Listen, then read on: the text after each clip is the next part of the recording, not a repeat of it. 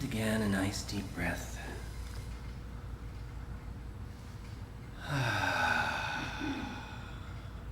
Letting yourself be just the way you are and just the way you are not.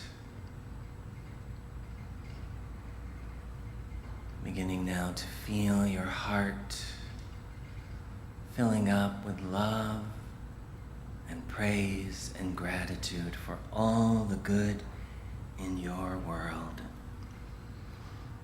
What is it right now that you feel love or gratitude or appreciation for or about?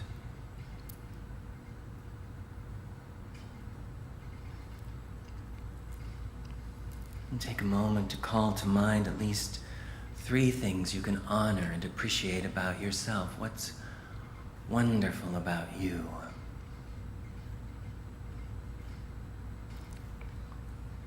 As we even stretch to be grateful for that which is yet to come, what is still in the invisible, but even now moving towards manifestation. As we give thanks for our collective good, the chair we sit in, the beings around us, the time and the space, and the freedom to gather like this and believe or not believe, whatever we choose. Vision, the staff, the volunteers, these wonderful principles that we practice, the sacred teachings and teachers that we study, the paved roads that got us here, and plentiful water to bathe in and drink, abundant food so easily available. Such lavish prosperity and abundance that we often take for granted. We stop to feel the appreciation and gratitude for.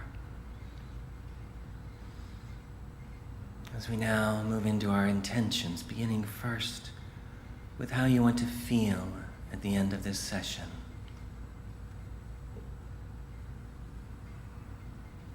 And how do you want to feel this week, regardless of what does or doesn't happen?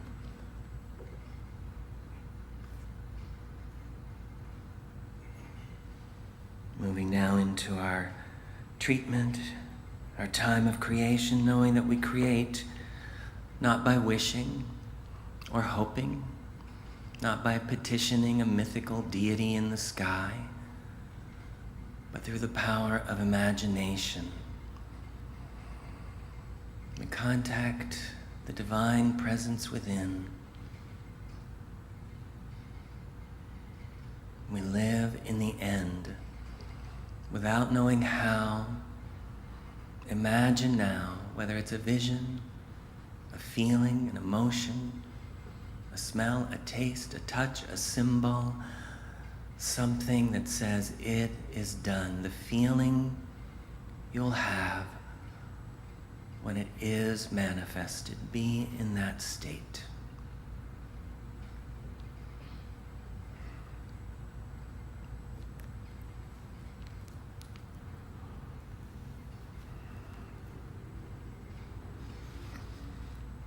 In Thanksgiving, we release this to the subconscious mind within to do the work. This or something better for the highest good, as we now go even deeper to see what is our soul's deepest intention in being here today.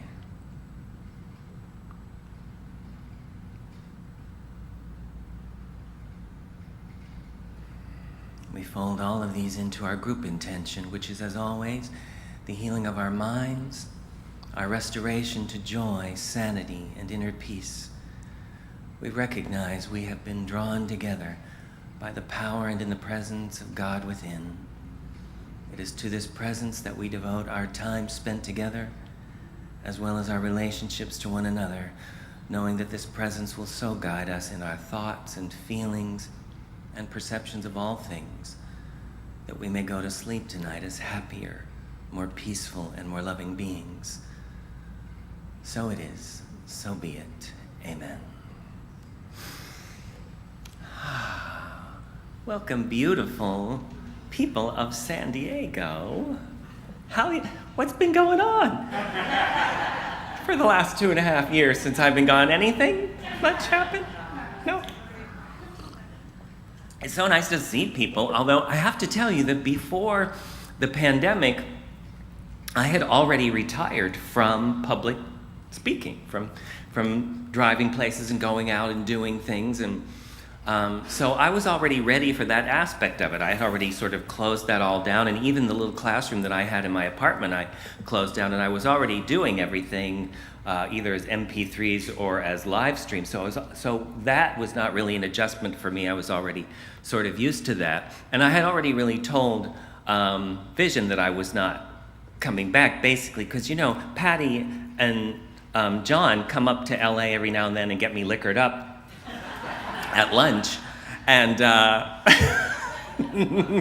you gotta come back, I'm like, I'm done. And at the time I was living in LA, so I despised that drive from LA to San Diego and back. It's just the pits. And so I said, I am never ever doing that again as long as I live, so I'm not coming back, so you can forget it. But I live in Palm Springs now. So that's how they got me this time. They were like, we know you moved. And I kind of missed seeing people, so I thought I would come back and just have this be my real fucking retirement. But you can come see me in the desert anytime you want, because I will be teaching there a little bit publicly. And I made another classroom in my apartment there because I had an extra room I didn't know about. When I first rented the apartment, I didn't know that room was there. And I was like, oh, how do you like that? It's like a secret room. So, while I was sort of sequestered like everybody else was during that whole year of kind of off and on and in and out, I did a lot of studying. And I'm just going to give you a little bit of my history for people who don't know that when I first started in metaphysics here in San Diego in 1983 or 4 with Terry Cole Whitaker Ministries, like a lot of people did. And at that time, she had just left religious science. That's what this is, in case you didn't know. Because they changed it now to Spiritual Living Center, blah, blah, blah, blah. But it was always religious science, and she had left religious science, sort of disassociated with them. And so she was teaching a lot of stuff. And I think the reason she left religious science was because she was teaching so much other stuff that didn't necessarily, the headquarters at the time were probably not really behind. I know that Fred Vogt, oh my God, does anybody even remember Fred Vogt? Fred Vogt was the head of religious science at the time. I used to try not to get anything out of this today. I'm just going to talk because I'm here. So Fred Vogt was the head of religious science at the time, and I was taken by this crazy minister at the time, Sandy Scott, who was from here, and she took me to the Palm Springs. That was one of the first times I've ever been to Palm Springs, and they had like a sort of ministers convention. So it wasn't the convention, it was just ministers.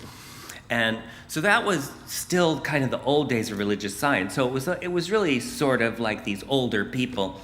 And so now Sandy was in AA, but the second they got there, they were just fucking drinking like crazy. These religious science ministers. And I remember Fred Vogt saying, there were two things that I remembered him saying. One was, he said, at our church now, we're just treating for luck. Which, if you understand religious science, you get the joke. And the other thing that he said at the time, which was sort of when I kind of started to veer away from religious science, was he made this big proclamation at the time that we don't believe in anything except treatment. So he said, we don't believe in crystals or candles or incense or Course in Miracles or this or that. And I was at that time studying A Course in Miracles, so I was like, I guess this is the door out of religious science for me, because he was just making this big proclamation, we're not doing anything except treatment. And when I went to, years later then moved to Santa Barbara, and was looking to find spiritual community. Every church you went to there was God's waiting room. Okay, so they were like old and playing dirges, like hymnal things of, organ music and all that kind of stuff. Now, I had come from Terry Cole Whitaker, Louise Hay, and Marianne Williamson. And one day, Jay Taylor, who was a practitioner with Terry Cole Whitaker and a rebirther, we're sitting in this little, at the religious science church there, because she was going to be a practitioner there. And we were sitting there with these really, really old people. And I don't mean old in years, I mean old. You can be old at 20. They were old. And I said to her at one point, I said, "We're playing charades with a blind woman." I mean, she was actually literally blind. Now, how do you play charades? I said, this is what we're reduced to. So the line that I used for years was, if you can't find Marianne Williamson, become Marianne Williamson. Because I'd been looking for some dynamic teaching, and there was none. Everybody was, speaking this old stuff with these old hymnals and not talking about anything that was really relevant to your life.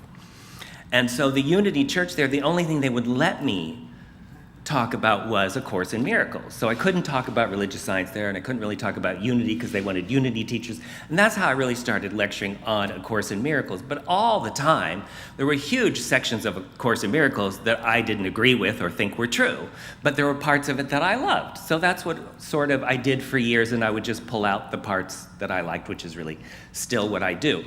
But my heart was really in religious science, but I didn't want to be a minister and have to answer to a board. I can barely answer to myself and all that stuff.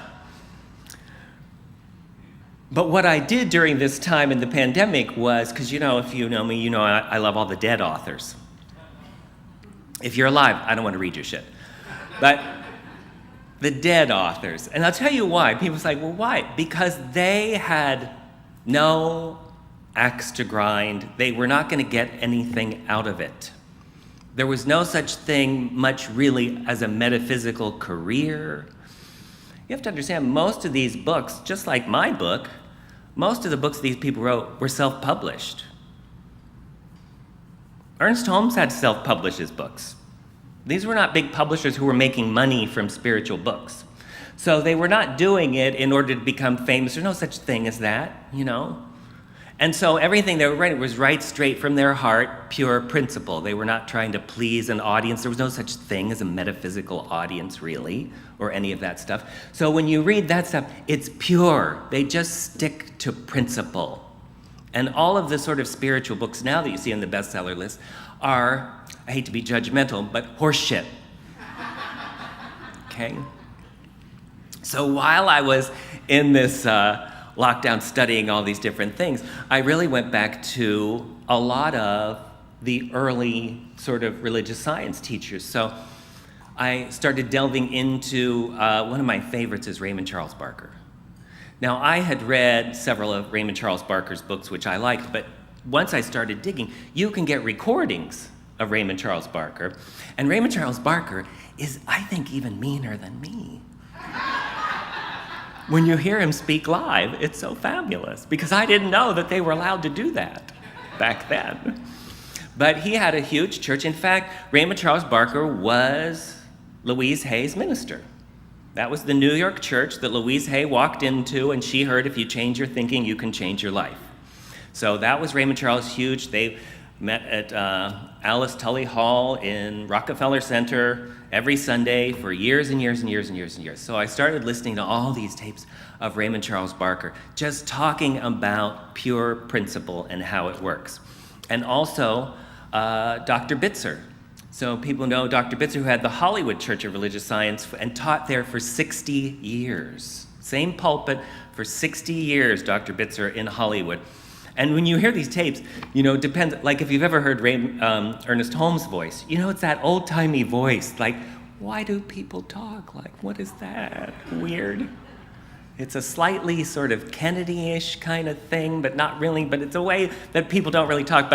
And Dr. Bitzer sort of talked like that. And so I was listening to Dr. Bitzer, and he said, in one of these talks, he said, by the time he was they were recording these talks. He was in his 90s.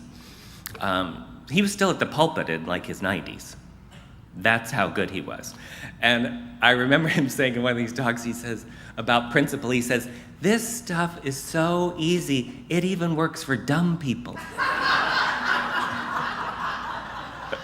I thought that was so fabulous. Like, yeah, that's why I'm here. I can't, if it's complicated, I can't do it. So that really has been sort of the last year or so of my life was just, and that's really kind of what this book is. It's 60 days of prosperity teachings, and something that I had written, and that was really what got me interested in Terry, because to me, prosperity is everything. So prosperity is health, it's wholeness, it's money, it's work that you love, it's wonderful relationships, it's everything, that there is an abundance and a prosperity, and that really, same guy with that big thing. I know there's that workout place here, but it reminds me of that old Lucy show where Desi doesn't know they're doing shit behind him on stage with Lucy and they're carrying all that stuff behind him. So I watch TV, so you don't have to. You know that. So to me, that was what I wanted to teach all the time anyhow, was prosperity teachings. And so, but somehow, again, all of this kind of mishmash of spirituality got mixed in with New Thought, which New Thought was always very pro-prosperity. It is not, as Ernest Holmes says, it's not a get-rich-quick scheme. It's not about how to become a millionaire overnight. It has absolutely nothing to do with that. It has to do with forever expanding. There is always more good. And that really, to me, was the mission statement of Jesus. He said, hey, I'm here that you may have life and have it more abundantly. That's what a mission statement is. When you say, this is who I am and this is why I'm here, that's your mission statement. So he said, I have come so that you will have life and have it more. But, well, there's more to it. He starts at the beginning. He says, the thief comes to kill, steal, and destroy. And what is that? That's fear. Our fear that lives within us just wants to kill us. That's all. And many times we are complicit in our murder. Right? An accessory to the crime. So the thief, fear, comes to kill, steal, and destroy. But I've come that you may have life and have it abundantly, which means to the full. The whole fucking thing. The whole enchilada. And that's the whole thing of more than enough to share and to spare. That it is a God of more than enough, not a God of just getting by. But a lot of spirituality got mixed in with a lot of religion and a lot of bullshit, and I don't want to offend anybody, but if I do, I'm doing my job. When people started bringing in Buddhism and they started bringing in all this other stuff that's fine on its own, but oftentimes is completely conflicting with what we believe, and sort of can bow down to the idea that poverty is a spiritual virtue and meekness is a spiritual virtue. And I say, fuck the meek. This was so great. I know, who's saying that but me in this day and age? God, that made me think of two other stories. But one thing that Raymond Charles Barker says in this live lecture, which I love, he said, and he's very dry, and he says, you know, when they say that thing about the meek shall inherit the earth, I say they can have it. Oh my God. So, yeah. But I'm not worried about being politically correct, because you know from the gate I'm politically incorrect and I say all kinds of shit you're not supposed to say because I got no fucks to give. It is the case of the missing fucks. I don't have any fucks. We can't find them anywhere. But I heard this comic, this woman, I can't remember her name, pretty blonde woman who does a lot of those Comedy Central roasts, and she always just slaughters and murders on those Comedy Central roasts. And she was on Bill Maher's show not that long ago, and he was saying to her, and he's a trip anyhow, but he was saying to her that he was kind of concerned about going out on the road because it was right after people started going back into comedy clubs and stuff, and she had already gone out once or twice, and he said to her, aren't you afraid of being like canceled, this cancel culture, because you just say shit and you don't care, and aren't you afraid? And she said, I don't care. What can they do to me? She said, during the pandemic, I moved back in with my parents. I'm living in my childhood room. I've been canceled. What are they going to take from me? I'm living my worst case scenario. What do I fucking care if they don't like what I'm saying? Right? That's the joy when you don't have anything to lose anymore. The freedom to just be who you are and believe what you believe and live as you choose. And so in many cases, I sort of now kind of push people's faces in the things that they resist. Like one of the things I would say is, I love money. I love money. I love $100 bills. I love a nice stack of $100 bills. I call them angel kisses. So people sometimes send me angel kisses in the mail. Let's say that I love money. I love money. Yeah, you know, what the other thing I found out was a lot of the shit that Terry was saying that I thought was so brilliant, she was taking directly from Reverend Ike. And he was the master of all this stuff. I started really reading and studying Reverend Ike over the last couple of years. And he says so many wonderful things when it comes to God and money. Now, what it took me a while to realize was that where a lot of Reverend Ike stuff was coming from was Neville Goddard. He was a huge student of Neville Goddard. And once you realize that, then you hear how all the shit that he's saying is coming right from Neville Goddard, which is that imagination is God. Imagination is God. What you imagine, that's your subconscious mind, which is the center of feeling. That's why it really isn't new thought, it's new feeling. Because your thoughts don't really mean that much if it doesn't go down into your feeling center. That's why no one else can just give you an affirmation and have it work for you. They give you an affirmation, then you can adapt it until it feels right to you. Because if it doesn't get into the feeling center, it won't actually manifest. Because what manifests is what's in your subconscious mind. That's why at the end of every treatment, Raymond Charles Barker would say, he was very gruff, he would say, take the subconscious mind. Take it. You take it. I love that. It was like he was just done with it. I've said how it's going to be. Take it, subconscious mind. And that's how they manifested back then. And he manifested like a motherfucker. Had a big, fabulous apartment in New York and then retired to Palm Desert. Had a beautiful life. And that's how those people lived that lived in the realm of consciousness of I just say how it is and that's how it is.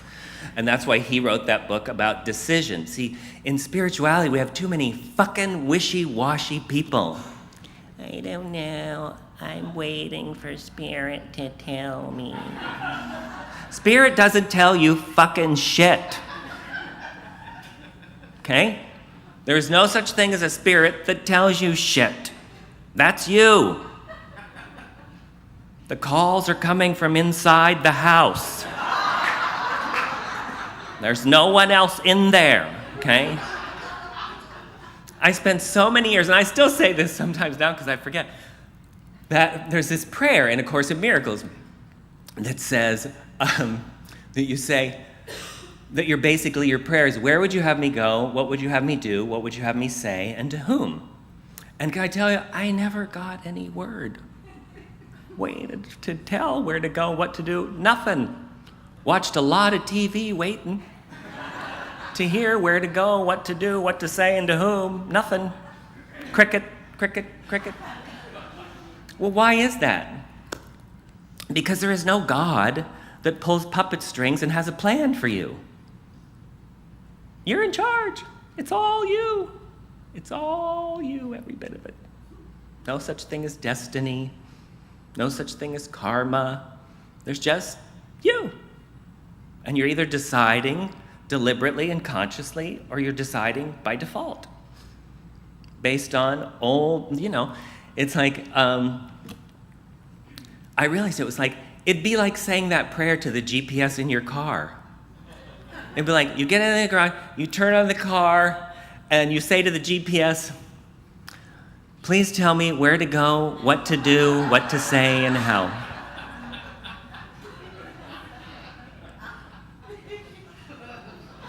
And then you sit there, and another year goes by, and another year goes by, and you keep asking, tell me where to go, and what to do, and what to say, and to whom.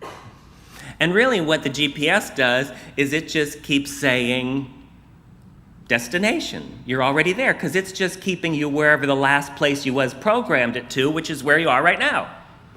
So that's why people think they're stuck. You're never stuck, because energy's moving all the time. How can anything be stuck? Everything's moving all the time. It's impossible to be stuck. You just keep creating the same fucking thing every day, because you haven't reprogrammed the GPS.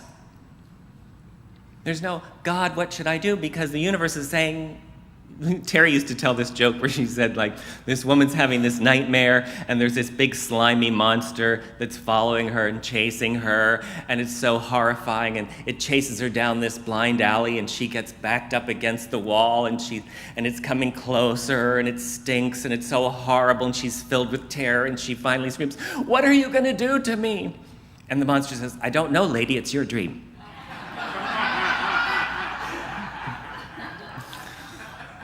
That's the source energy. It's just saying, you're saying, I wonder what's going to happen. And the source says, I don't know, it's your dream. You tell me what's going to happen. What you've either decided consciously or you're deciding by default, which means just same old, same old, same old, same old. Now, I'm all for same old if same old is fucking awesome. Then please do. There's certain areas in your life where you do want to just keep creating the same fabulous thing over and over again, and that's great. And probably a lot of your life is like that, right? A lot of your life is probably very good, but that's not what you think about, is it?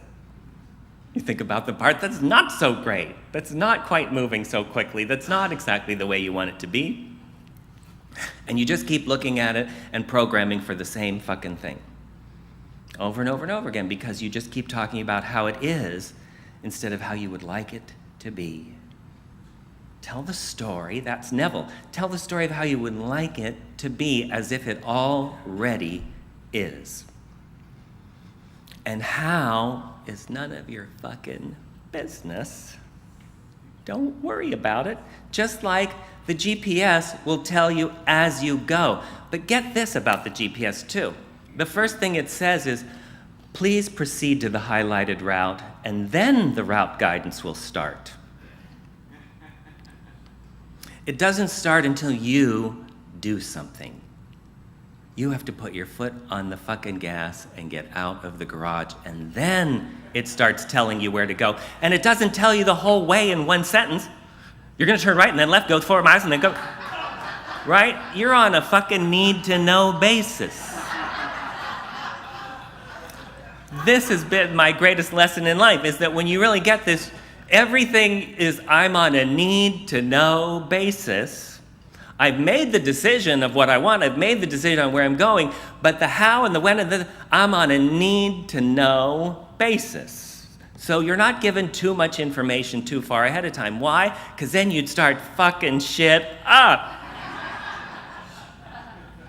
Right? We're just going to tell you for the next couple of miles, and then when you get there, we'll let you know the next thing, right? And it's not a scroll that will drop out of the sky. Well, I don't want to eliminate that, but I wouldn't wait.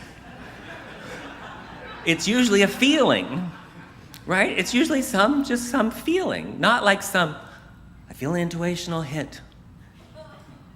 Was that you, God? It's more just like, I think I'll go to the mall. I think I'll see that movie. I think I'll walk a different way to church today. I think I'll do this. It's more like that. And then people just start showing up who knew exactly the thing that you needed to know. A door just happens to open where you didn't even know there was a door. Because why? Because you were aligned as fuck. Aligned is not good enough. Aligned as fuck.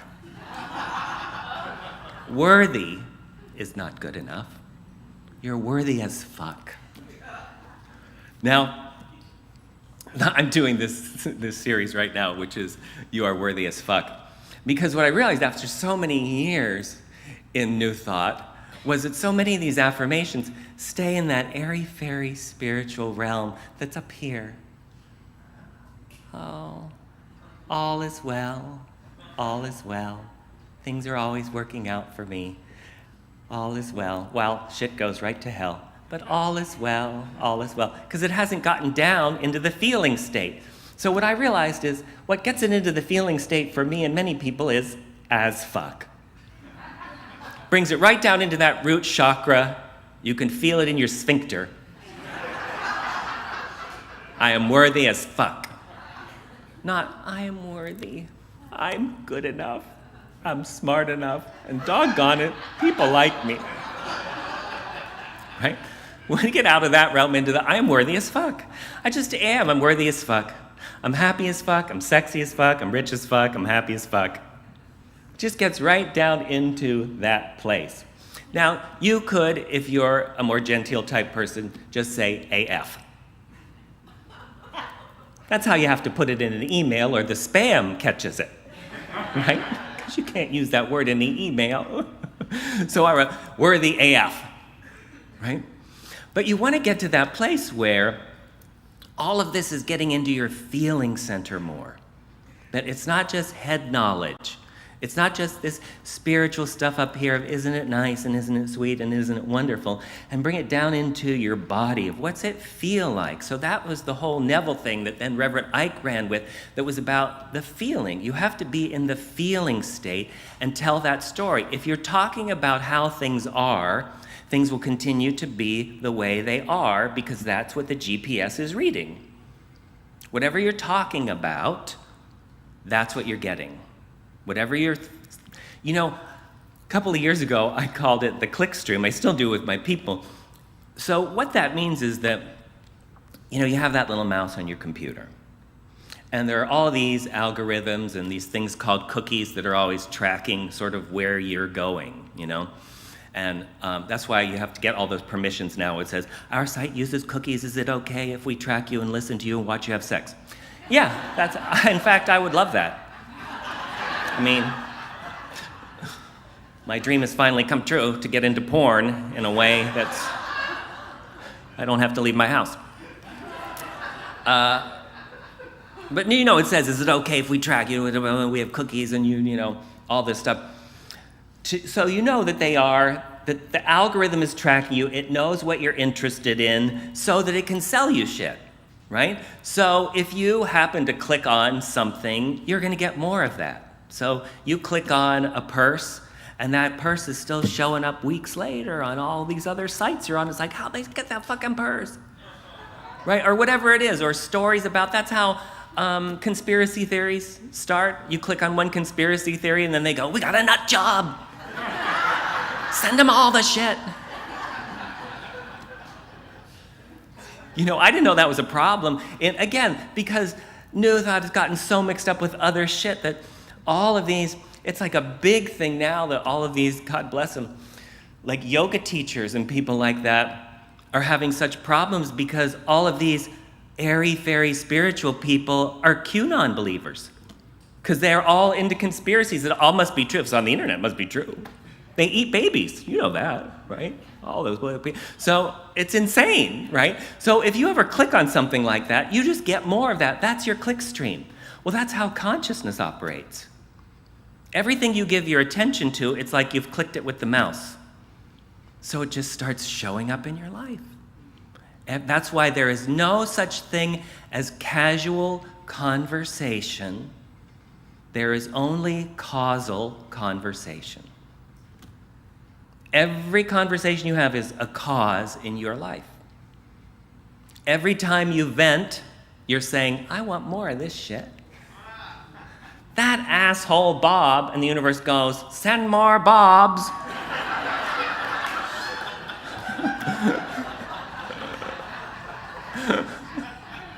That's how it works, right?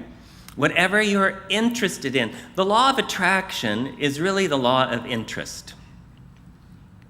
It's what you're interested in that is what's showing up in your reality, the things you're interested in. But a lot of people are interested in things that horrify them and that they're upset about. So they just get more of that. Every time they turn on the TV, that's what shows up. They just happen to turn on the TV when that commercial comes on, which says, 4 out of 5 people have this, probably you. Right? Because you've clicked on it. You're interested in it. You're interested in murder. You're interested in drama. You're interested in conspiracies. You're interested in how corrupt this or that person is. You're interested in all that shit. So that's the world you live in. And the person who sleeps in the bed next to you may be living in a completely different world, because that shit doesn't interest them.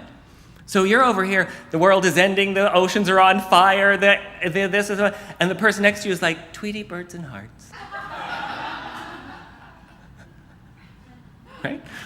Because opposites attract, right? And you're living in completely different consciousness, and you meet in the middle somewhere. And then you have the endless power struggle of trying to convert the other person. If you would just see things my way, right? That's always what it's about. It's about, we should go to this seminar so that you could change.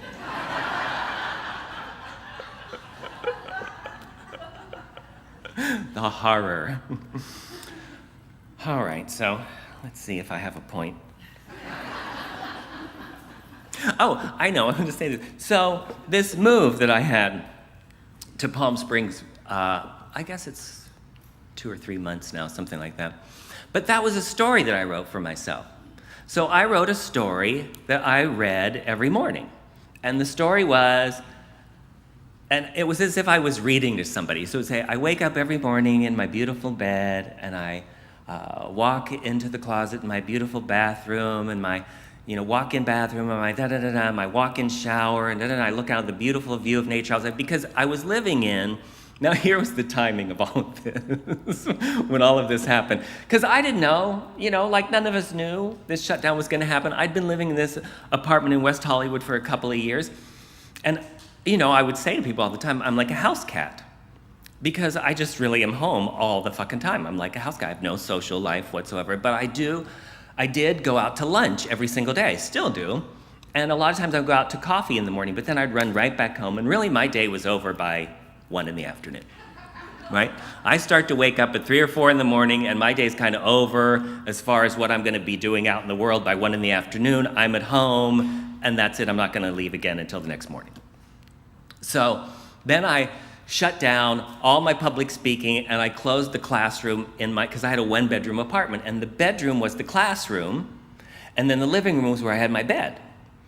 And so I'd had like 3 years or something of once a week teaching people in that little classroom, and then I was like, I want to have a home back. So I closed that down, put the bed in there, got living room furniture, and my apartment just looked out at the wall, basically, of the apartment across, in the same complex. So it was just a little space, and then right into their apartment across the way where their blinds were always drawn wisely. Gladys Kravitz. They totally like, what's happening over there? That looks new. When did they get that? So wisely, they had their blinds drawn at all times. So just looking out at a, wall, and then, but everything was still, I was still going out every day and stuff. Then I painted the living room like this, like the color of your blue shirt. So like this deep blue, just a very soothing color. And then the lockdown happened. Now I'm living inside a purse. Okay, it is as dark as night. Can't leave or go anywhere, do anything. Look out the window at a wall. Wasn't good. It's not good for your sanity, and I'm always sort of borderline anyhow. So that was for like a year or so. So I had started creating this place in my mind, this spacious, bright place. And I've always sort of lived in semi-crappy apartments that I make nice. So, but this in my mind was nice, like a condo, like da-da-da-da. But I just totally let go of, because I could have no idea how that would happen, because in LA where I was living, what I saw in my mind would be like $6,000 a month for just to rent. Because even my apartment, even my little sort of, bottom line apartments go for like $3,000 now. So I was like, I don't have the money to whatever, but that's not my part. Maybe the money will come, maybe this, but I don't know, that's not my part. My part is telling the beautiful story into the GPS every day. That's my part. So I'm telling this wonderful story of my life and this wonderful place and the light and the this and the that, and it goes on, it just makes you feel good. And that's the whole point of it, is not to manifest it. The point of it is to feel good.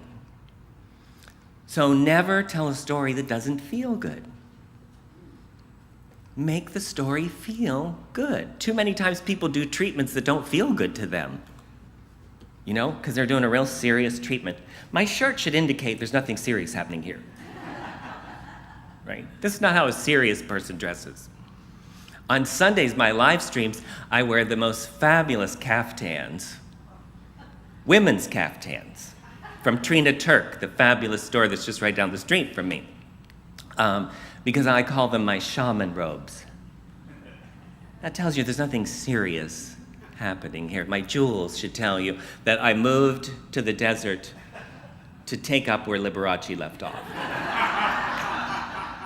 Right? Who was another great metaphysician. Liberace and Phyllis Diller lived by the Claude Bristol book, The Magic of Believing. Anytime you get a chance, Phyllis Diller would talk about how the magic of believing is what got her into comedy.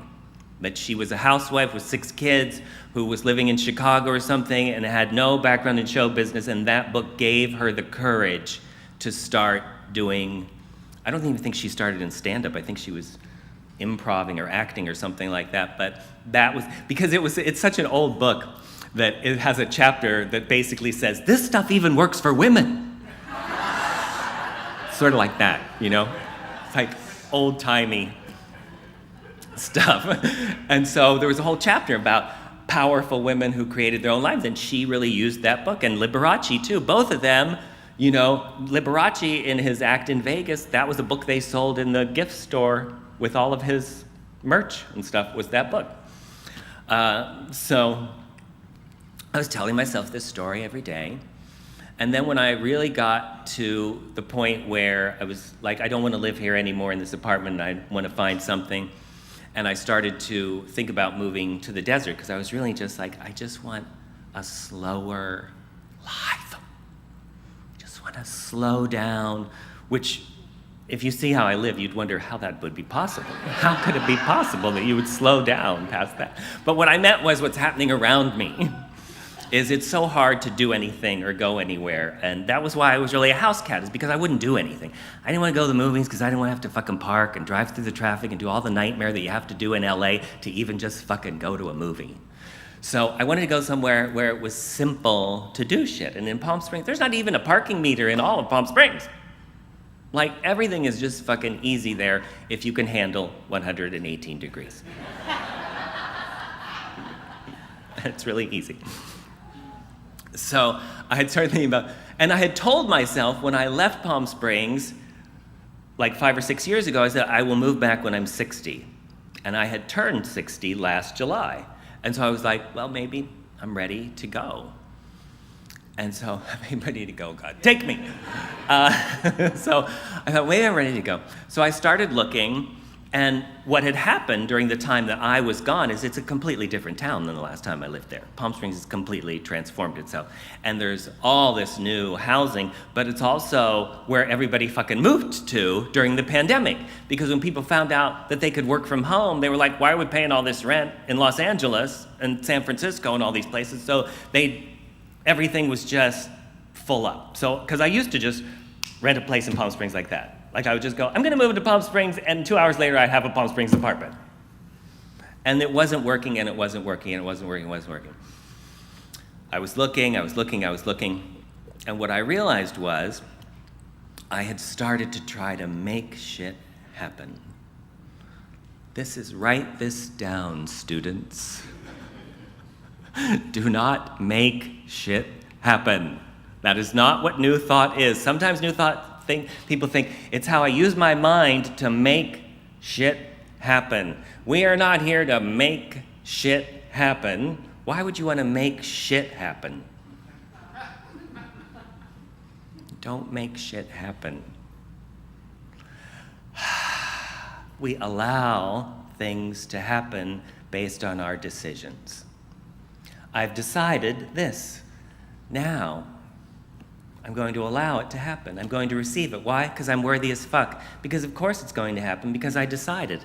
And when I decide, things just happen. They happen because that's the way the universe is set up. The universe is set up that when I make a decision, things begin to happen. And if I don't get in the way and start manipulating and controlling, it will happen. And if I don't get nervous and go into fear, it will happen. I just have to get the fuck out of the way and relax. I have to stop thinking about it and figuring out how and when and where and why, and delight myself with the idea of it's happening, it's already happening. It's on the invisible plane, already happening, and I'm preparing. And then you prepare yourself.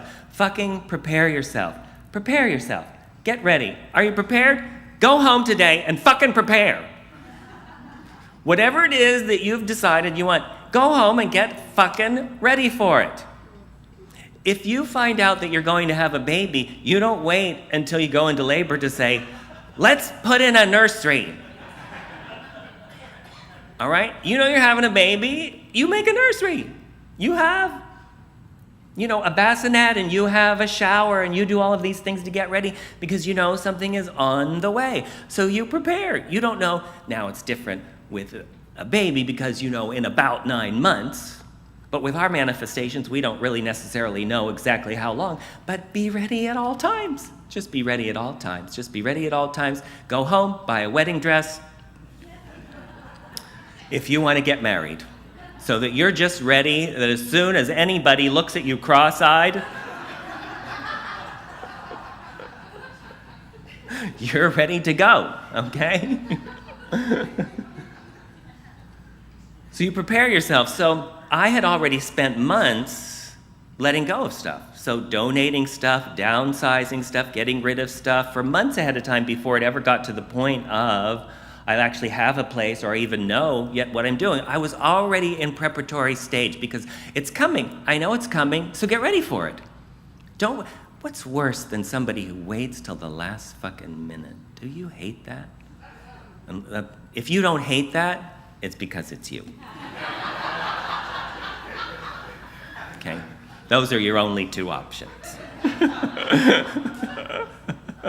Right? Like somebody says, oh, can you take me to the airport? Yes, what time? And you come to pick them up and they haven't started packing yet? See, I hate that shit. Like, be ready. Be ready. Be ready. At all times, be ready. Be ready for your dream to come true right the fuck now. If it's not happening, because you're not ready. If you were ready, it would be here. That's how do I know I'm not ready? It's not here. How do I know I'm ready? There it is. That's how you know. So if it's not here, start to get ready. So you prepare your consciousness and you prepare your space and you prepare whatever needs to be prepared. So I'm telling the story. And then I'm in the car on the way home, and I had a friend who had gone through this very experience where she had decided she wanted to live in this beach community in California. And so she fucking made it happen. So she thought she was sort of using New Thought, but she was really just making shit happen. So she didn't really have, I guess, the best credit, but she got this guy above everybody else to rent her this condo because she went in and she really sold it to him and da-da-da-da. And she'd been trying to get work for months. She'd gone on radio shows and all this stuff to get her career going. Someone had given her enough money to sort of get herself there for several months, and it had been a dream of hers for a long time. She was there, she made it happen. It was a fucking nightmare.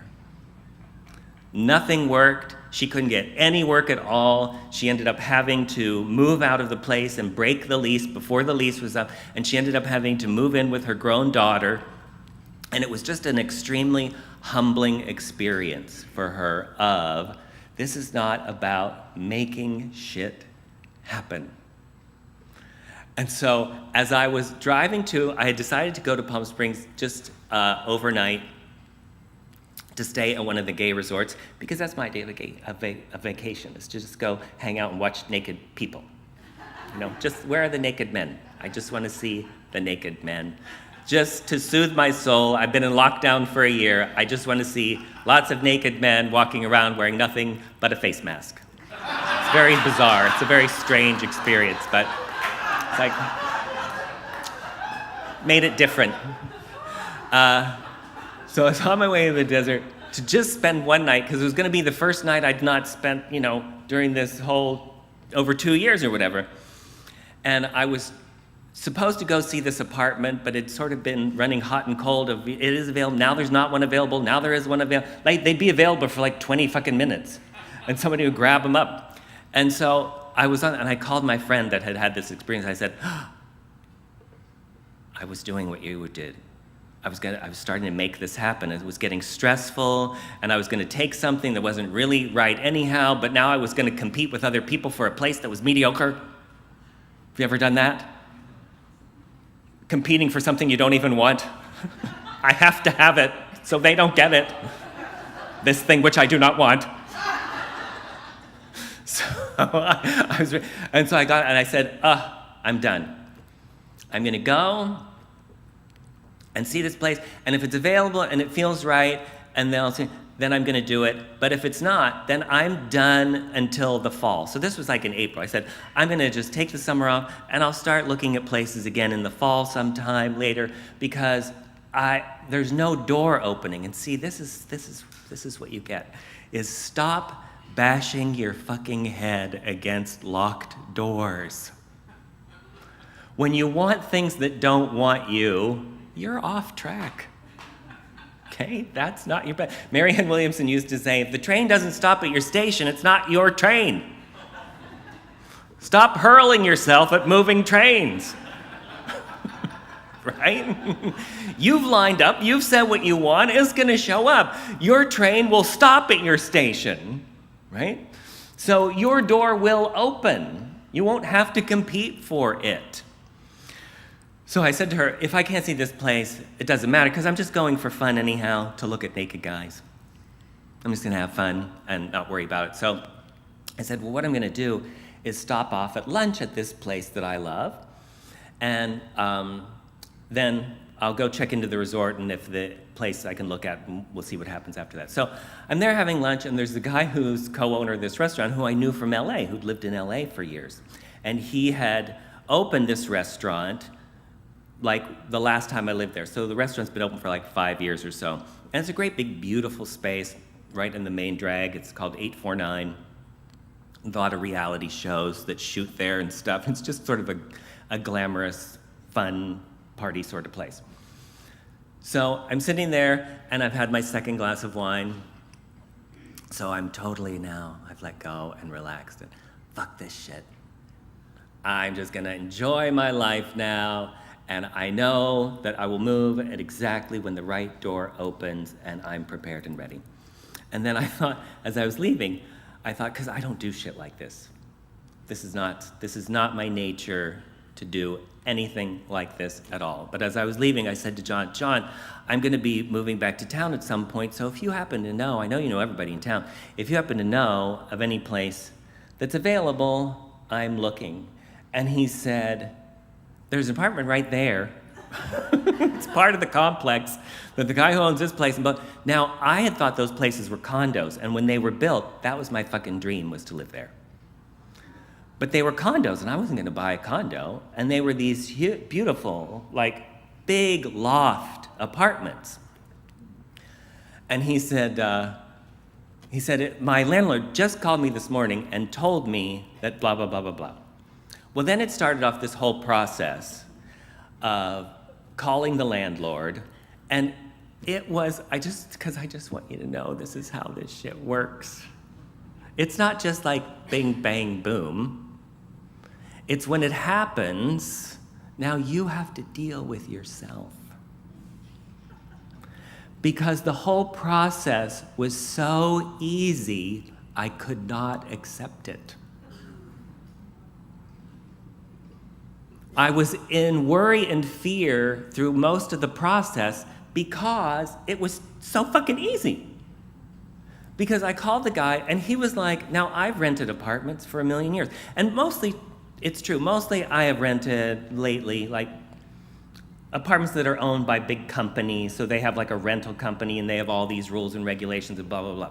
But here's this big sort of semi-glamorous apartment when everything's at a premium there. And when I called the guy, and he doesn't live in Palm Springs, he lives around Oceanside somewhere.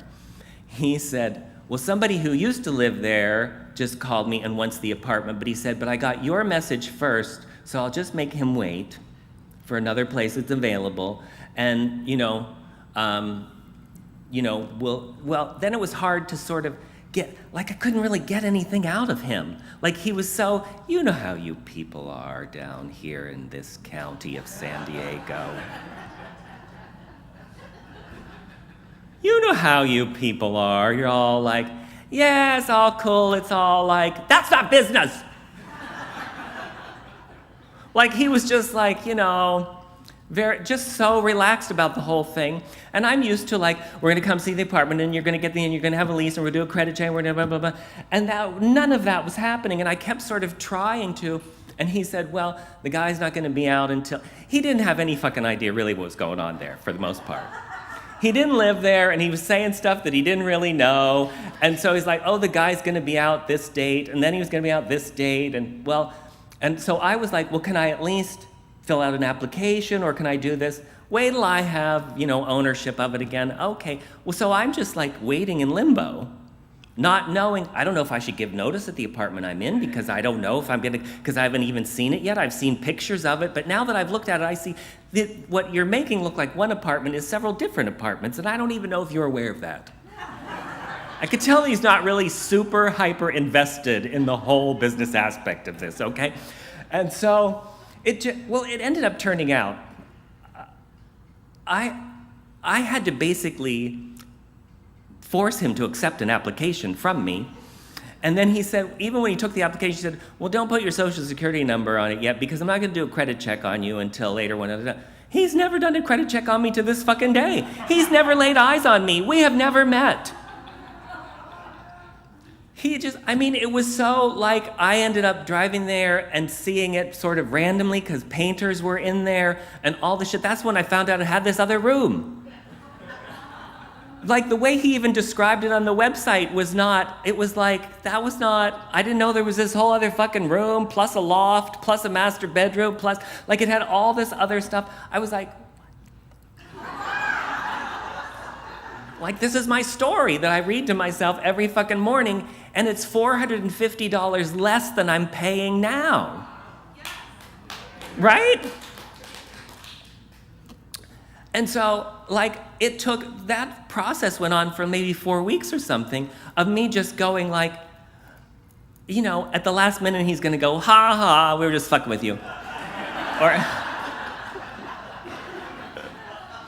But what was really in the back of my mind, how you get something stuck in your mind. So what was stuck in my mind was I had this friend, Jeannie. This literally happened to her. So I had this friend, Jeannie, this was years ago, who lived in Long Beach. She and her husband were moving. They had to move out of the place they were in because it was sold or whatever. So they found this wonderful house. And I think it was in Long Beach or somewhere around there.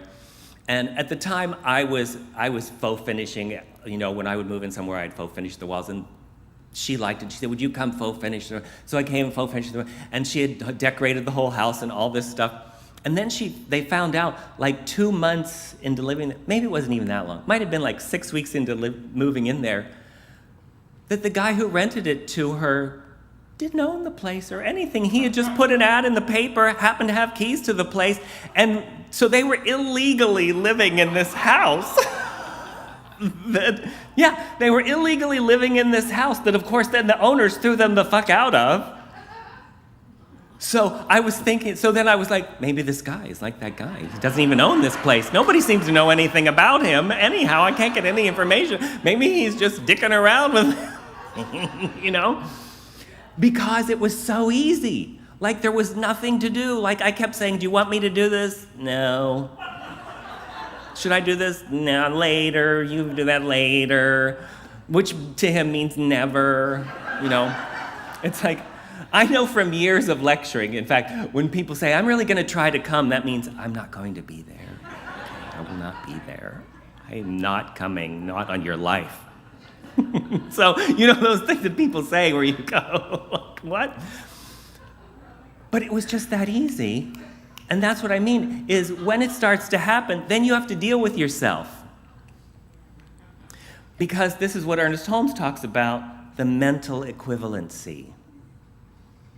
You have to have the consciousness that will embody the thing when it arrives.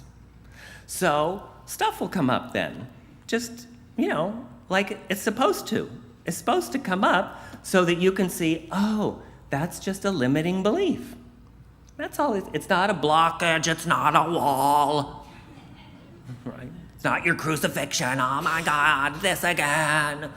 When will this ever not be an issue for me? It will probably always be an issue for you, but it'll just be a little issue. The more you go, the little, Louise Hay says, when you first start this path, it's like there's boulders in your way. All these things you haven't dealt with and that you've pushed down, and all these fears and negative beliefs and stuff, and you're pushing these boulders out of the way. She said, but after you've done it a little while, then it's just like little pebbles and rocks. And you just see, oh, there that is again, there's that fear. And that's why we go to, that's why I realized that so much of this is about just feeling worthy of every fucking thing. I was raised in the Catholic Church, and I went to Catholic Mass 6 days a week for 1st through 6th grade. Now that should be child abuse, really. That should be that should be considered child abuse. You would send them to walk into this room. There was a woman who used to come here, and she'd hear me talk about the Catholic stuff, and she wasn't really raised religiously, and she hadn't raised her children in a church or anything. And so they went to, I think, a wedding maybe, and the kids were real little.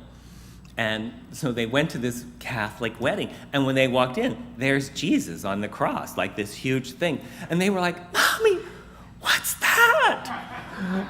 And she, oh, that's Jesus. And they went, that's the baby Jesus. That should be child abuse, that when you walk into a place, there's a slaughtered man on the wall. That's not right. That's fucked up. And by the way, your fault. All on you. Right? So we know now the way that I call this the drip, drip, drip. That the way the subconscious mind learns is through repetition. That's why you can never hear this shit too much. That's why it's not about new information. That's why this works for dumb people too.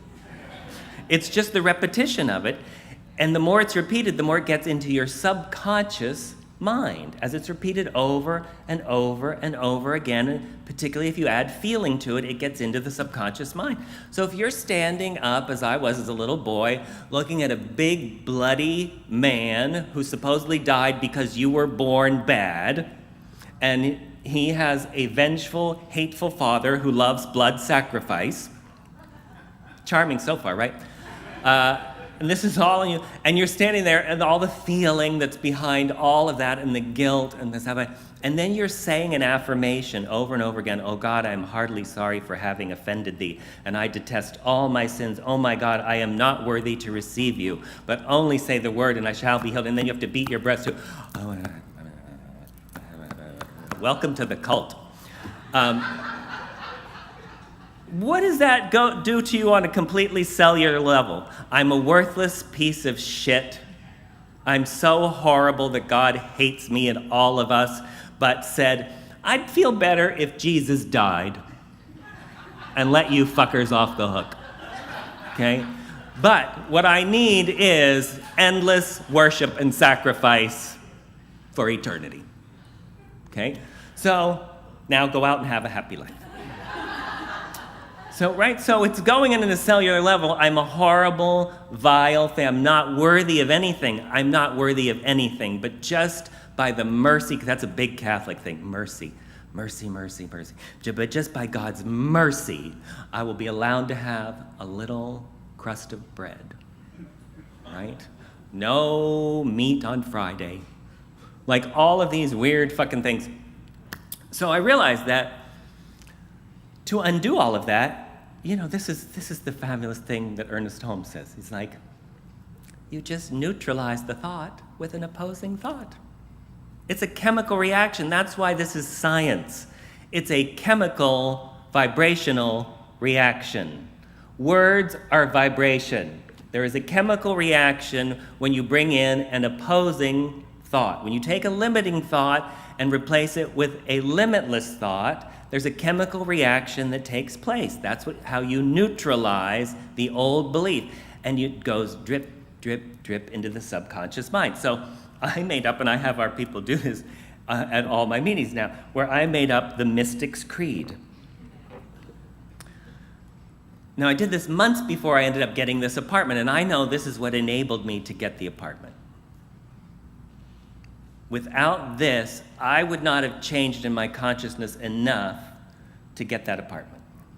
So it says, I see and feel myself as a vessel of divine light. Now, this is what we do before we get to I am. Too many people start with I am when you know damn well you're not.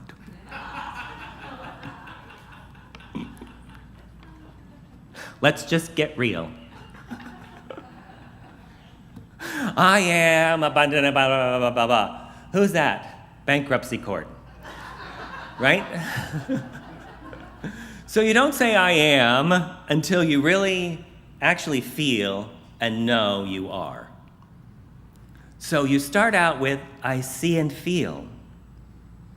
Right? That's what we got from Neville, was you have to see it first and feel it. See, I could see that apartment in my mind, and I could feel what it felt like.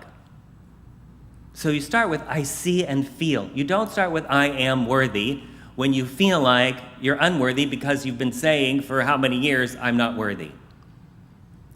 So you start with I see and feel. I see and feel. I see and feel myself as a vessel of divine light. I forgive and am forgiven. I am loved and lovable. I see and feel myself as worthy. I see and feel myself as enough. I see and feel myself as powerful and able. I see and feel myself as joyous, peaceful, healthy, prosperous, successful, and loved. So I was saying that out loud every day because you have to say it out loud. You have to say this shit out loud every single fucking day of your life without fail, no matter what. Because your subconscious mind believes what you say more than what anyone else says. People can be around you all the time saying, you're so beautiful, you're so talented, you're so amazing. But if you're really saying, I'm a piece of shit, I'm a phony, they're going to be on to me, why do you think Hollywood is the mess it is? With people kissing your ass all day long and still you feel like shit, so you do drugs and alcohol and all kinds of shit because you don't feel it even though everyone around it is saying it to you. Right? That was a big Reverend Ike thing, is what are you saying to yourself about yourself? Write that the fuck down. What are you saying to yourself about yourself? That's determining so much. You know, we tell ourselves, I'm the kind of person who. Watch what comes after that. You are prophesying your future. So if you say, I'm the kind of person who's always late, guess what? You're always going to be fucking late. If you say, I'm always the last one to know, I'm the kind of person, I'm the kind of person, I'm the kind of person, then that's what you will be. Unless you change your mind and say, I see and feel myself as being on time for things. I mean, if you give a shit about that, but I'm just using that as an example. Right? I see and feel myself paying off the house in full early.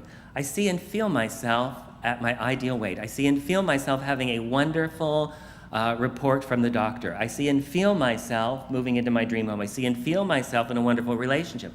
I see and feel myself living the life I choose. I see and feel myself having a great time on vacation this year. I see and feel myself, I see and feel myself, I see and feel myself, until then you're like, I am. Here I am on my vacation. Here I am in my marriage. Here I am in my home. Here I am in this. I am. Because I moved it out of this realm of wouldn't it be nice if, and wishing and hoping and sweet spiritual things that we tell ourselves. So that's really what this book then is just the ways to move yourself into the vibration. So I tell people, so that Mystics Creed, I called it in the book the Prosperity Creed. And so I did it so that you can actually rip it out of the book. So it's just one page. So you can rip it out of the book and tape it up to your mirror.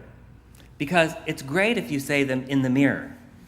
If you stand in front of the mirror and say, I see and feel myself as a luminous vessel of divine light. I see and feel myself as worthy. I see and feel myself as enough. Do you know how many people have told me over the years, by the way, we could be here all fucking day because it took me 4 hours to get here.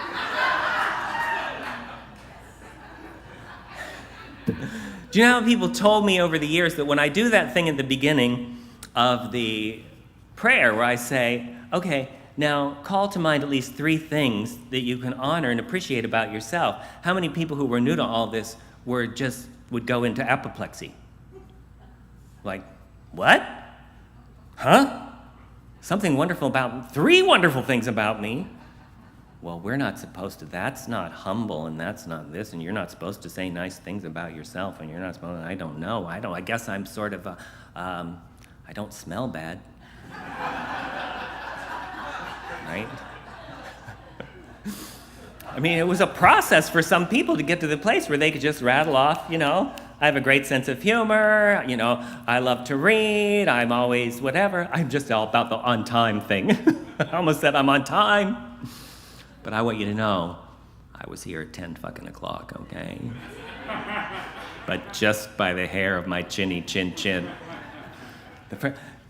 We did start late today, but this is the first time I've ever started anything late in 35 years of my career. I've never started anything late in 35 years of teaching. Well, that's not true. Let me just tell you a little gossipy story. Mary Ann Williamson used to be fucking late for everything. I don't know if she still is or not, but when we would lecture together on Christmas Eve, she would always just come in at the last fucking second. And so one Christmas Eve where I'm pacing around and I'm like, okay, it's time, she's not here. So Fanny Flagg is the author who wrote Fried Green Tomatoes, and she came to the lectures for years in Santa Barbara. So I went down, and I was sort of walking around the crowd to sort of just kind of act like I had no fucking idea where Mary Ann was. I went over to Fanny Flagg, I said, Mary Ann's not here yet. And she said, I know her part, I can go on.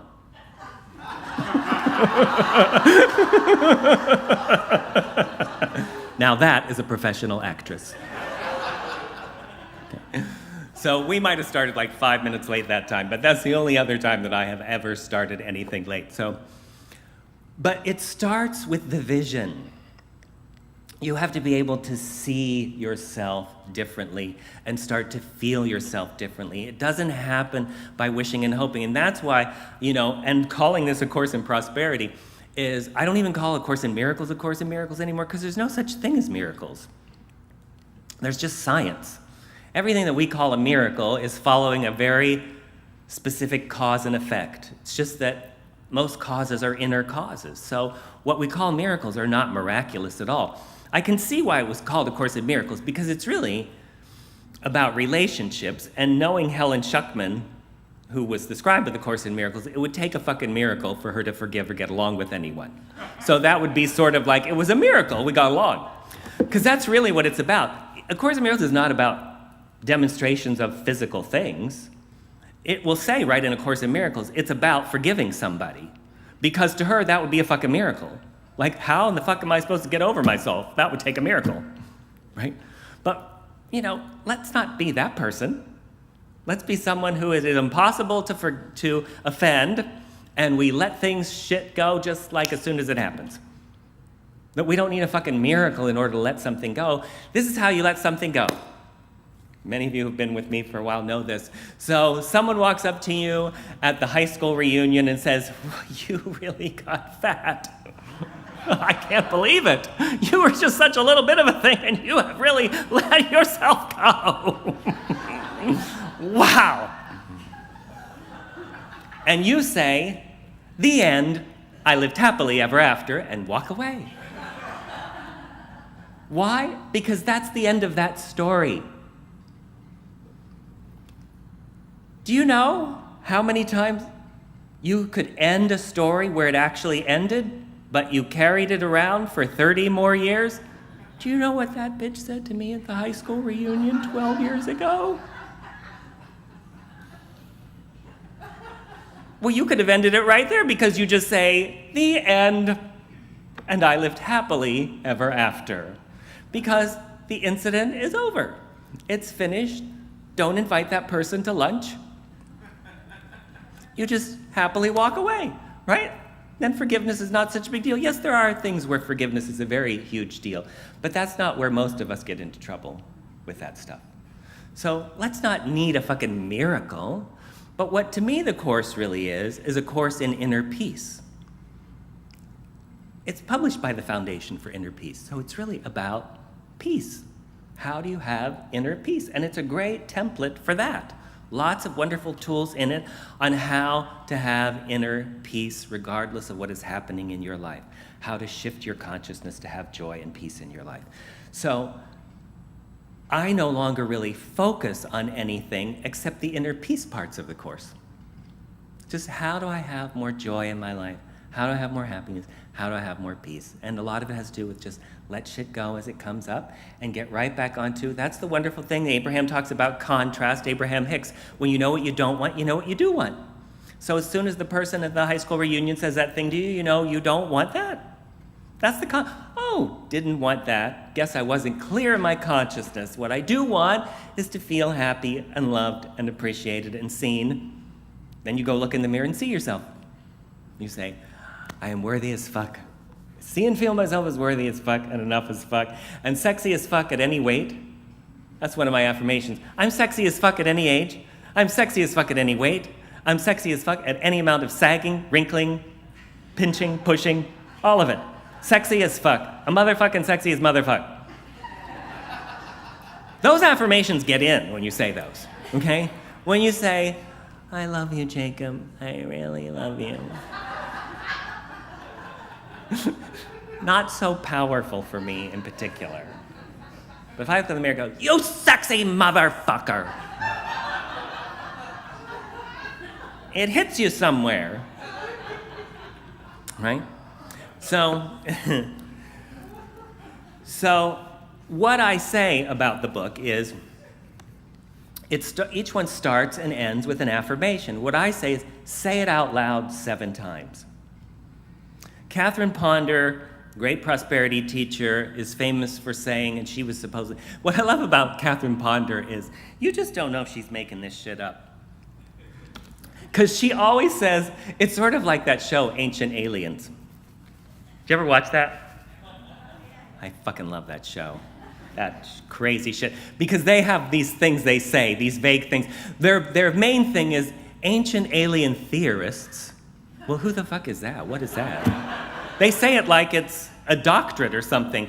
Ancient alien theorists believe that, well, that could be the lady pushing the cart with an aluminum foil on her head. She's an ancient alien theorist, so it's not like it lends an enormous amount of validity to what you're about to hear. Ancient alien theorists, who are these people? We don't know who they are. I will tell you this much, as somebody who lectures there too, is a lot of those talking heads that you see on Ancient Aliens are professors at UCSB.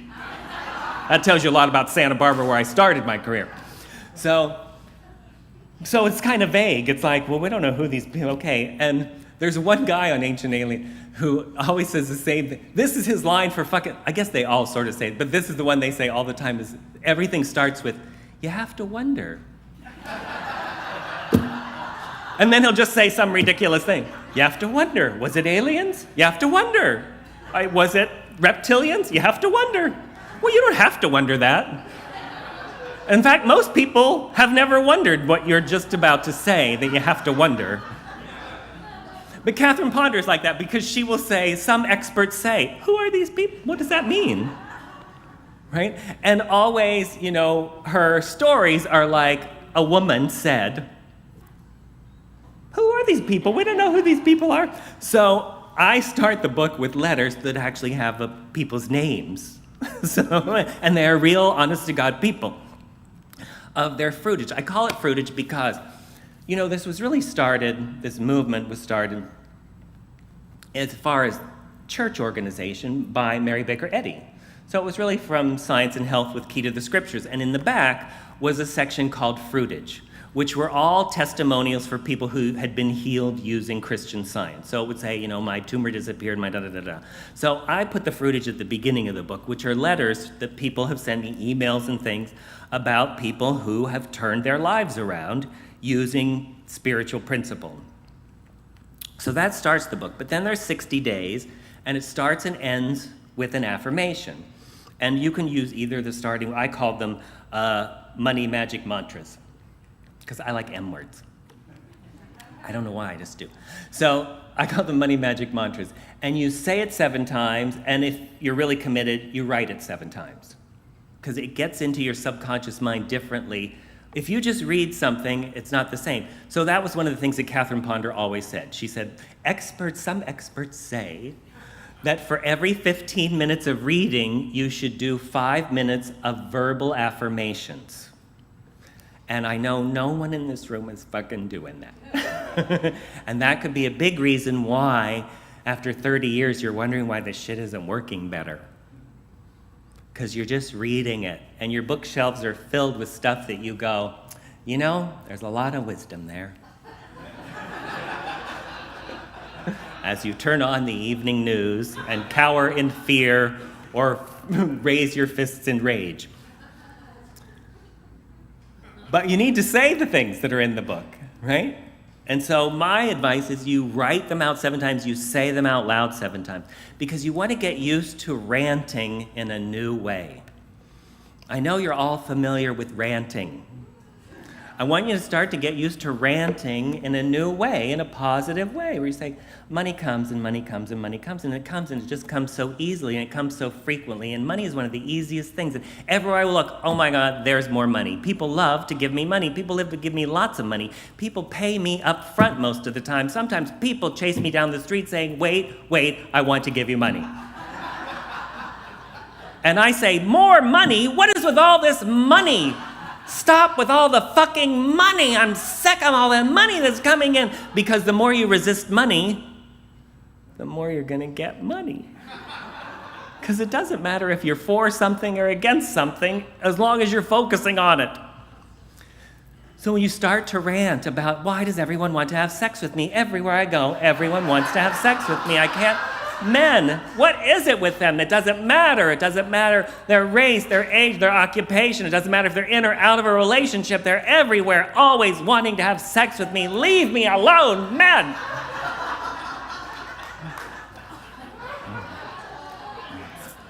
All right. Okay. So, day number 8. And each one of them also starts with a quote from some author or spiritual teacher. And this one is from Ernest Holmes. Stay with me because it can sound a little bit confusing. We strain too much for our demonstrations. It only sounds confusing because it's the longest fucking sentence in the world. And it's because it was taken from a live talk. So if he'd written it, he wouldn't have written it this way. And I'm sure when he said it conversationally, it sounded better. A demonstration is nothing less than the simple fact that through some action in your own mind upon the cosmos, which provides the inevitable necessity of a different reaction from the cosmos and the law of mind in action, ideas are brought into play and made manifest in our experience that were not there before or are made better than they were before. That's a long motherfucking sentence just to say, place a demand on the law. The law of supply and demand is the demand comes first. That's all this is. So he's saying all a treatment is that you place a demand on the law. The demand is the desire, the want, the intention, the goal. And his whole thing that he talked about so much was so great, is that's all evolution is. Evolution is when something is needed, it appears. So he would say, when we needed fingers, we grew them. But when something is needed in consciousness, that's when it appears in the physical plane. Because the source, the God source, wants nothing but to evolve through you as you. Period. Right? I was hearing someone say, this is why I hate the idea of service. Service. It's just the worst fucking word in the world. Service is always about inequality. And we are all equal. Therefore, there should be no such thing as service. There is only helping. Everybody needs help. So it doesn't matter who you are, equals need help. I'll help you move, you'll help me paint my room, we'll help each other. You don't say, oh, I don't know how I'm getting to the airport. Would you do some service work and pick me up for the fucking airport? Service is always about a hierarchy of order. So it can be, oh, I'm going to go serve the poor. Now you think you're in a superior position, and aren't you spiritual and wonderful and a social activist because you're helping people who are less than you? Or you serve the king or queen. They're higher than us, and we serve the monarchy, and we serve the... So service should not be in your vocabulary. There's just helping, because helping happens among equals. Always, everybody's going to need some help. So that's why the whole idea that God, you're supposed to serve God or serve the universe is fucking bullshit. You are the universe.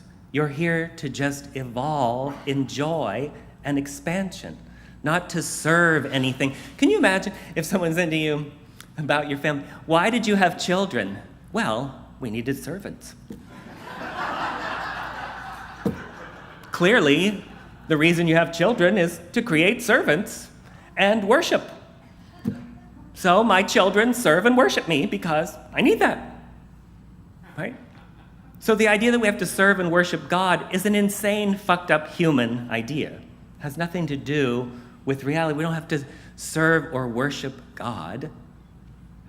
That again puts this dude in the sky. That's another Reverend Ike thing I love. He says, why would you believe in someone in the sky and not believe in yourself? Right? So that's basically what he's saying there. This is done without helping or pushing the ideas along. So this is what I was talking about earlier. You don't then make it happen. You don't say, oh, now I'm going to help the universe, other than by preparing myself and following whatever inner guidance I'm given.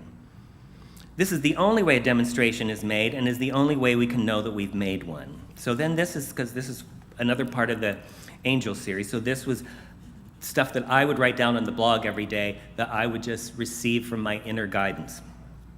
Human strain in demonstrating comes from trying. Give up all trying, by the way. Just stop fucking trying. As soon as you're trying, you are out of alignment. This is the path of least effort. When you're trying hard, try soft. I've had years, I'm saving you so much time. Because I can just tell you from personal experience, the harder you work, the worse it gets. The harder you work, the worse it gets. It's the law of diminishing results. The harder you work. That's even in prosperity, you can see the people who work the hardest in this country make the least amount of money. And right now, somebody is laying on a chaise lounge, perhaps in La Jolla, hasn't done a thing for weeks, and can't believe it's taking this long to get their mimosa. Doesn't have anything working for them except the only thing that matters, consciousness. That's it. That's all it is. It's in their consciousness. That's all. It's not better. It's not worse. It's just the way it is. That's why it is the most just system in the world, life on earth. Even though everybody thinks it's unjust, it's the most just, which is that you're only living your own consciousness. You're not living someone else's consciousness. You're not living under someone else's rule. You're living under the rules of your own thought and your own consciousness and your own beliefs. So if you don't like what you're living, that's the work. That's why the motto over and over, change your thinking, change your life, change your thinking. What have you been thinking? You would do very well to completely dissolve... Oh, wait, I skipped a part. Human strain in demonstrating comes from trying, forcing, manipulating, controlling, and getting into the how instead of rolling in the ecstasy of the what. In other words, not being relaxed. Manifestation comes from a relaxed, receptive state of consciousness. Let go, let go, let go, let go, let go is our favorite mantra to you now. You would do very well to completely dissolve the notion that you have needs and instead declare that you only have delicious desires. This will help to put you in a playful mood and the mindset necessary for the most wonderful demonstrations. If you must try softer rather than trying harder. The harder you try, the more you activate resistance and the worse it all gets. Yes, we urge you to make decisions, to be proactive, to promote the ideas that you want made manifest in your own world. But that is primarily done on the inner planes. Remember, you are only ever convincing yourself, not the culture out there. Your main promoting is to your own subconscious mind, and this must be done in the most relaxed state of calm delight and positive expectancy. Expect things to work out and go very well for you. Unclench, unstress, unbutton. Then, when taking physical action, it will be delicious, inspired action, and not stressfully trying to make shit happen. Making it happen does work beautifully on the inner plane, through gentle, happy, persistently feeding the ideas to the subconscious mind, where she can go to work on them in the most delightful and effortless ways. Action is fun when it's done this way, rather than helping the source, which does not need your help. Then this is the mantra.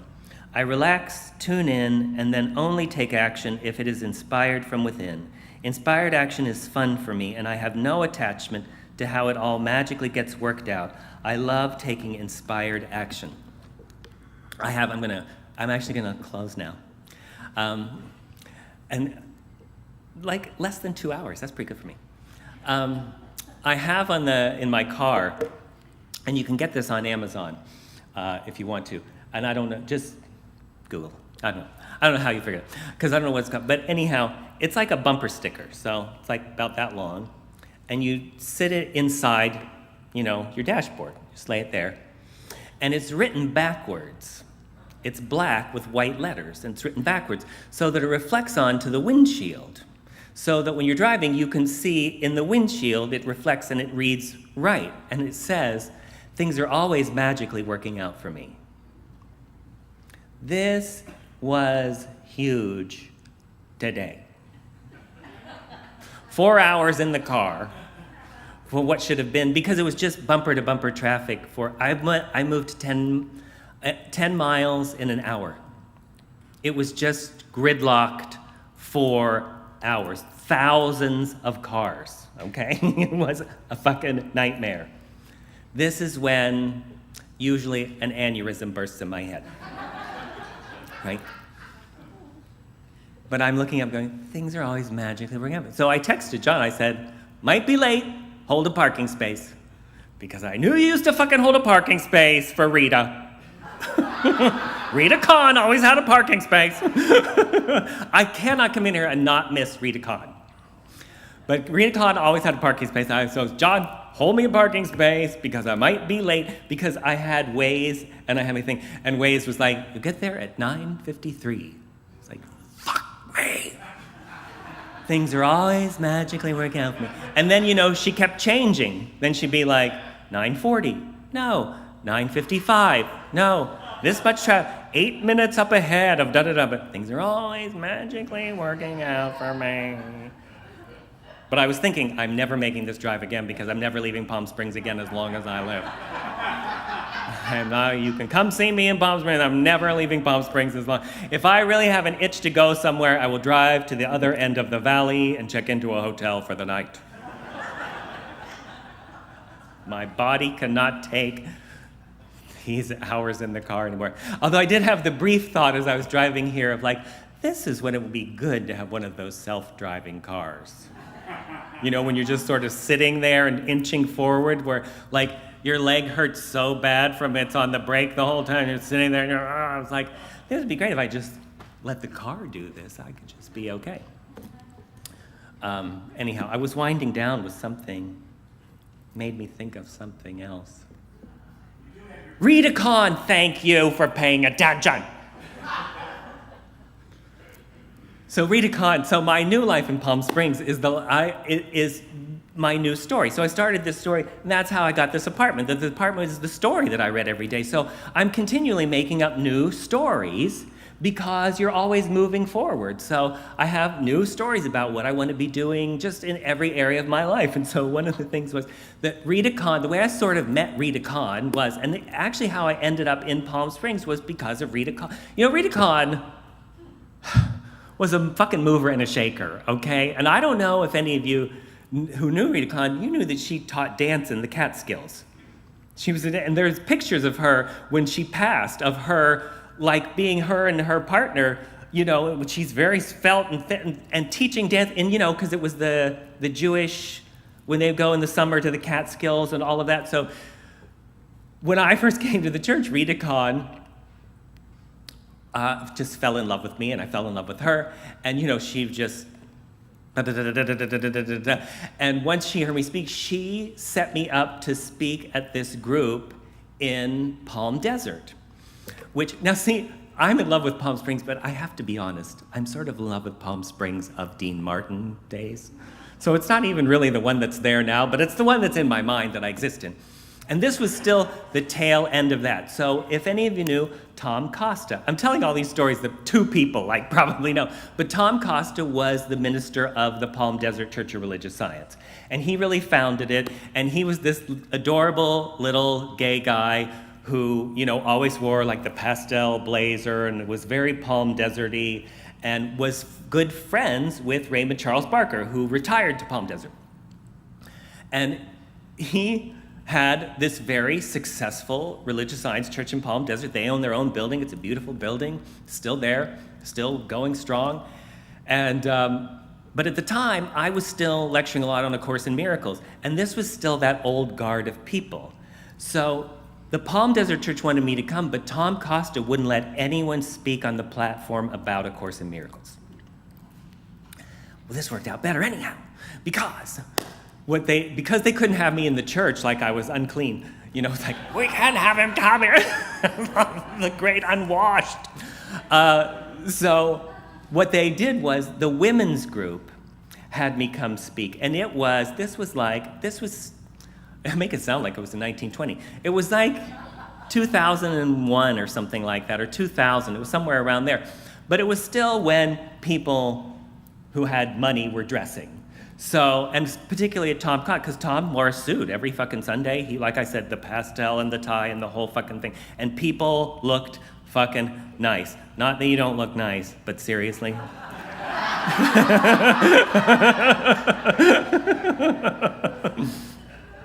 You know, people would dress. So they had a women's group that were like these sort of affluent women's group of that particular church. So they had me come speak at their monthly luncheon thing that they had. Well, see, now this is it for me. This was at a fucking country club, and they're all dressed to the nines and drinking martinis, and I'm just talking about fucking God. Okay? That was like my dream come true. So one of the things that's on my board, where I have like the story that I tell every day, is there's just a picture that represents this, and underneath it I print out these big things that just says country clubs and cocktails. Because sometimes that's the only story you need. Do you know what I mean? So when I'm saying I write a story, I had a long story that was, I wake up in my bed and I look out and I stretch and I see the mountains and I walk into the cloud. But sometimes all you need is country clubs and cocktails. It's anything that gets to the feeling place of your destination. That's the feeling. And that's really the feeling of what I'm doing more now. That's why in this new place I have a little classroom. I'm really less interested in even talking to big groups as in talking to smaller people who really want to just work the principles. So in the years that I've been gone, they've opened these like the Row in Kimpton, which is a very nice hotel. So I'd like to do little events and things there, but that's mostly what I'm interested in doing now, are smaller groups where you have to fucking dress, okay? Like, do you know, I don't mean like a fucking suit, but look like you have a job. Look like, look like you're showing up for your life. And sometimes it's nice to look like you're showing up for your fucking life, you know? Like, that was the thing I loved about Terry's church. When you walked into Terry's church, people fucking dressed. Or they sat in the back, okay? They dressed or they sat in the back, okay? Because there is something about the idea of, I'm here, this is life, it's happening now, and putting your best foot forward. And that is, again, I think a lot of that is about your worthiness. It's like, do you dress yourself like you're worthy? Do you live in a home that says, I think I'm worthy? Do your relationships and friendships reflect that you feel like you're worthy? It's just a little check-in to see from time to time. I created all this. Here's the thing, I tell my people this all the time. I say, look around you, not now. Because I'm usually beaming into them at home. So they're at home, and I say, look around, and know you created everything there. You did that. You created it. It doesn't matter if it's your husband's house or your parents' house. You still created it in your consciousness being there. So you created all of that. So you are a manifester, and unless you're living in a cardboard box, you're probably doing okay, right? You probably have a lamp, a refrigerator, a bed, shit like that. So you look around and go, I did this. To take ownership of, I did this. I allowed myself to have it. I allowed myself to create it. I did this. It's not like you were a mushroom that popped up there. It's not like you went, oh, how'd I get here? Like, you got there. So, you know, okay, this is my last thing, unless it's not.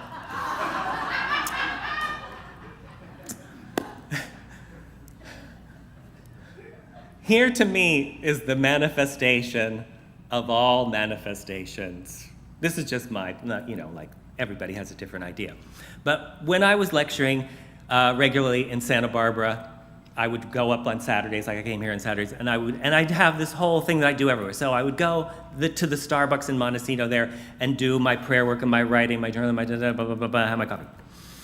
And then I would go next door to, there was a little postage magazine place, and I'd go in and see if there were any, blah, blah, blah. Well, in the magazine store coming out as I was going in was Stedman Graham. And he had like a big stack of newspapers, like every fucking the New York Times and the LA Times, and Stedman, of course, is Oprah's boyfriend. So, and this was not that long after she had but it had moved into, at that time, it was a $50 million estate. It's probably now $150 million, but at that time it was a $50 million estate. And he's walking out with these stack of newspapers, and as he walks by, and I'm like, he's just gonna go home and read newspapers all fucking day long. And I said to myself, I am not at all interested in manifesting like Oprah. I want to manifest like Stedman. He's living in a $50 million Oprah estate and he don't have to do shit. That's manifestation. Nobody's saying, Mr. Stedman, could we have a picture? He just walks into the event. He just shows up because somewhere he was like, okay, do you know that's it? Okay. Would you like this fabulous apartment? Okay. I couldn't just say okay. I was like, are you sure? Don't you want to do my credit check? Are you sure? I might have a sketchy past. Right? But it was a lesson. So now I'm getting more used to just saying, okay. You're going to do this? Okay. Would you like the extra? Okay. We about a free glass of wine? Okay. All right. Okay. That's that thing of you have what you've allowed yourself to have.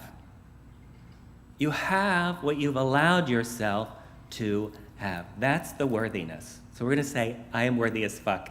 And then we'll pray. I am worthy as fuck. Oh, you did it. I didn't think you'd do it. I love that you did it. All right, so we're going to do a prayer and then get the hell out of here. Now, I'm not hugging or touching anyone. That has nothing to do with COVID. I wasn't doing it anyhow. I'm just emphasizing the policy is still holds. Not shaking hands, I'm not touching you, I'm not breathing on you, I'm not hugging you. And Usually what I say is, as soon as I say amen, I just want to see your ass going that way. I'm not here to chat. I'm going to get in the car and drive another God knows how many hours for the last time in my life. But please feel free to come see me in Palm Springs if you think driving is such a joy. All right. Oh, well, I already have a copy, so thanks.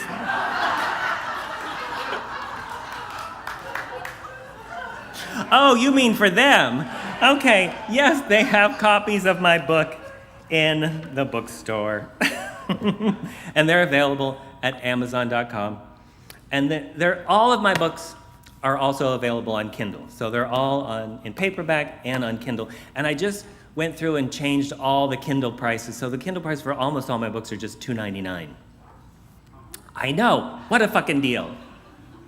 Because, and especially with this book, I just wanted everyone to have easy access to this book. I designed the cover myself. This is the first.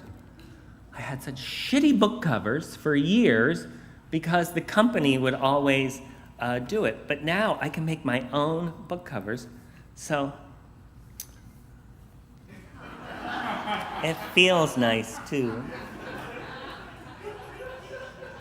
I've lost my fucking mind because I haven't talked in front of anybody for 2.5 years. Let me make sure there's nothing else I wanted to tell you before I see you for the very last time ever.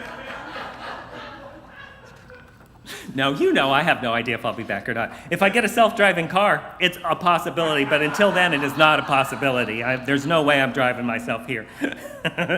But my car is 11 years old, so it could happen. I get one of those little self-driver things. In the meantime, go to jacobglass.com because I do online classes all the time.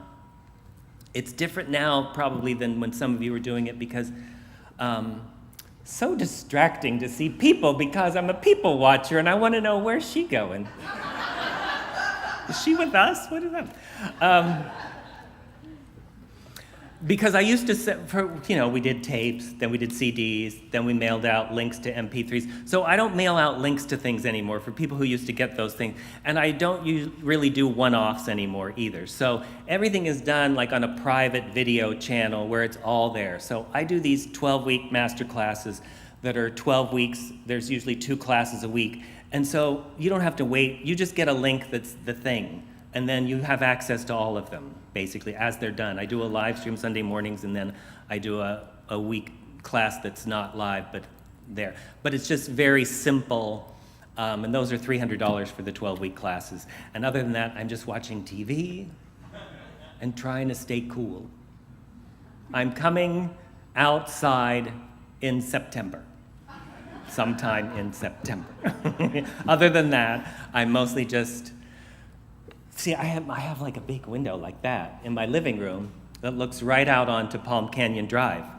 So I just can watch everybody go to all the restaurants and shit. I'm in the design district, and so there's all these stores and restaurants outside, and sometimes I will just eat my dinner while I'm watching the people in the restaurant eat their dinner. It's the safest thing in the world because nobody wants to talk to you. It's amazing. It's fabulous. So, yeah, let's pray. We close our eyes, take a deep breath. Knowing that where we are, God is. There is nothing else but this divine presence. There is only one presence, one stream. It is the stream of well-being. There's not a stream of poverty and sickness and death and disease and limitation. There's just a stream of well-being, and we're either going with the flow or resisting it, pushing against it. But today we have laughed, we have relaxed, we've remembered who we are and remembered the truth, and we are going with the stream. And the stream is carrying us in great joy. And just from being here today, there are people in this room, many people in this room, who will have this very day demonstrations of more prosperity, healing, love, joy, new ideas, creativity, expansion, physical healing, emotional healing, restoration, and great downloads from Source. Downloads from the infinite intelligence which created us all to expand and evolve as itself. It asks no sacrifice from us, but the sacrifice of fear, the sacrifice of limiting beliefs. We easily do that now. We let go, we feel ourselves letting go, and we feel ourselves rising up into great freedom, great joy. Take a moment now to remember or to set a destination, whether that destination is a feeling state, an awareness, an insight, a tangible physical thing. You're setting the GPS by telling the story, I see and feel myself now. I see and feel myself now. I see and feel myself now. Let go of how. Let go of trying. As we release it now to the subconscious mind, the divine mind, the perfect mind, in which we live and move and have our being. Releasing it, this or something better for the highest good. We open our hearts now to let divine love circulate, circulate, circulate. Knowing the way that we know love and the way we feel love is by this infinite love circulating through us to the world around us and back. For this we are thankful. So it is. So be it. Amen. Mwah! Thank you, San Diego Vision, Patty, John, everybody, you beautiful, wonderful people. So good to be back with you. I love you, I love you, I love you.